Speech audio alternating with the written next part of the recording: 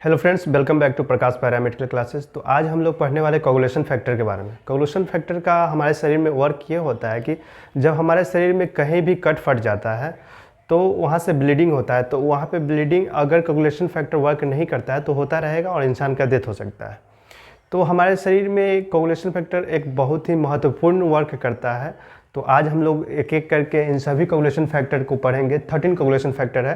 पहला जिसमें है फाइब्रिनोजेन, दूसरा नंबर है प्रोथ्रम्बिन, थर्ड है थ्रोम्बोप्लास्टिन, फोर्थ नंबर है कैल्शियम, फिफ्थ नंबर है प्रोएसिलेरिन, सिक्स नंबर है एसिलेरिन, सेवन्थ नंबर है proconvertin, seventh number proconvertin, eight number है anti haemophilic factor, ninth number है क्रिसमस फैक्टर और 10th नंबर है Stuart Prower factor, 11th number है plasma thromboplastin antecedent और 12th number है Hageman factor और 13th नंबर है फाइब्रिन। तो इन सभी क्लॉटिंग फैक्टर को 13 को हम एक एक करके इस वीडियोज में पढ़ेंगे। तो पहला हेडिंग डालेंगे fibrinogen. Fibrinogen is soluble plasma protein when it converted into insoluble fibrin. Fibrinogen क्या होता है कि सॉल्युबल प्लाज्मा प्रोटीन होता है और कन्वर्ट कर जाता है फाइब्रिन में। उसके बाद एक सब मेसवर्क यानी कि जालानुमा स्ट्रक्चर बनाता है जिसमें आरबीसी फंस जाता है और वह क्लॉट कर जाता है। जैसे कि soluble plasma protein when it is converted into insoluble fibrin it forms सब मेसवर्क यानी कि जालनुमा स्ट्रक्चर, इंटेंगल आरबीसी यानी कि आरबीसी फंस जाता है, उसके बाद क्लॉट फॉर्म हो जाता है। ठीक है। दूसरा नंबर हम लोग पढ़ेंगे prothrombin. It is inactive plasma protein synthesized in liver with the help of vitamin ई।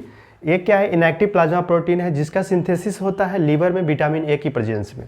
दूसरा लाइन है कि when it changes into active thrombin, जब ये एक्टिव थ्रोम्बिन में चेंज होता है तो ये जो है फाइब्रिनोजेन को फाइब्रिन में कन्वर्ट कर देता है। When it changes into active thrombin and it converted into fibrinogen into fibrin. जब यह चेंज करता है इनएक्टिव प्लाज्मा प्रोटीन से एक्टिव थ्रोम्बिन में, तब वह कन्वर्ट करता है फाइब्रिनोजेन को फाइब्रिन में। और थर्ड नंबर है थ्रोम्बोप्लास्टिन। थ्रोम्बोप्लास्टिन क्या है कि दो भागों में डिवाइड होता है, एक्सट्रिंसिक थ्रोम्बोप्लास्टिन और इंट्रिंसिक।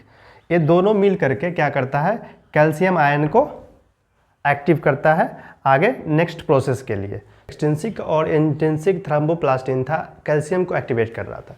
तो जब कैल्शियम एक्टिवेट हो जाता है तो कैल्शियम आयन कन्वर्ट करता है प्रोथ्रोम्बिन को थ्रोम्बिन में। जब कैल्शियम एक्टिवेट हो जाता है तो calcium ion convert the prothrombin into thrombin. Next है fifth number proaccelerin. Accelerates the conversion of prothrombin to thrombin. जो calcium ion prothrombin to thrombin में एक्सचेंज कर रहा है तो उसी को ये प्रोएसिलेरिन क्या है? एसिलरेट कर रहा है, बढ़ा दे रहा है कन्वर्जन को कि तेज़ी से चेंज हो। नेक्स्ट है एसिलेरिन। ठीक है।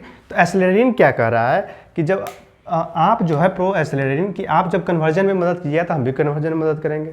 तो इसीलिए it is the same factor as 5 factor. ये जो है 5 की तरह ही काम करेगा, ये भी प्रोथ्रोम्बिन को थ्रोम्बिन में कन्वर्ट करने में ही मदद करेगा। ठीक है। सेवन्थ नंबर है प्रोकन्वर्टिन। प्रोकन्वर्टिन क्या कहते हैं कि it helps in the formation of extrinsic thromboplastin.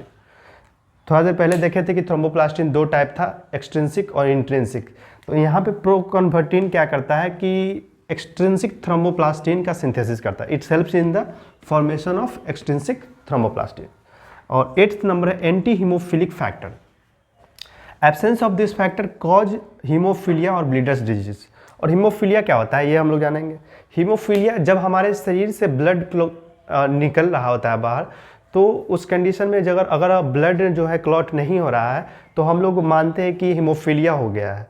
ठीक है। इसी में जब ये जो फैक्टर है 8 नंबर फैक्टर जब हमारे शरीर में नहीं रहेगा तब हमारे शरीर में जल्दी से ब्लड क्लॉट नहीं करेगा, उस कंडीशन को हीमोफीलिया कहते हैं। और 9th नंबर है Christmas factor. Absence of this factor cause haemophilia B. Christmas factor जो है इस फैक्टर के एब्सेंस में हमारे शरीर में हीमोफीलिया बी होता है। हीमोफीलिया का ही टाइप है हीमोफीलिया बी। ठीक है। 9th नंबर क्रिसमस फैक्टर था और 10th नंबर है स्टुअर्ट पावर फैक्टर। तो स्टुअर्ट पावर फैक्टर क्या कहता है कि it is synergistic two factor 7। ये जनाब जो कह रहे हैं कि हमको जो है काम करना है फैक्टर 7 की तरह। ठीक है। और ये जो उसके बाद 11th नंबर है plasma thromboplastin antecedents. Absence of this factor cause haemophilia D. ये जनाब कह रहे हैं कि हमारे एब्सेंस में हीमोफीलिया डी आपको हो जाएगा। ठीक है।